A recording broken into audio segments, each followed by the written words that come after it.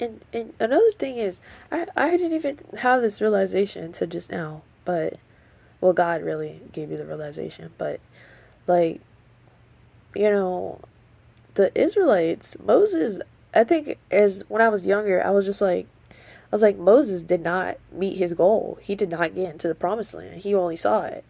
But, you know, he did make his goal for the Israelites. Like the Israelites' next generation still went to the promised land.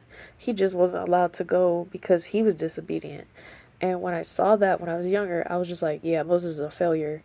And I totally disregarded all the, well, I didn't know at that time, but I didn't know that like he was constantly praying for them.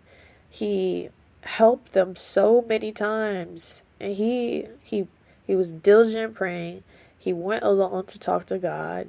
He sought God for guidance. He didn't think that like everything was his fault or his responsibility when the Israelites fell like to do what God wanted to do, like worshiping idols or not working on the Sabbath or hoarding manna. Like he wasn't like uh he wasn't like those darn guys. Like he was literally praying so hard for them and they got killed because they were disobedient, which is such a also another great thing because if you think about it, if you're a leader and the people you're leading don't listen, then it's not your fault when they fail.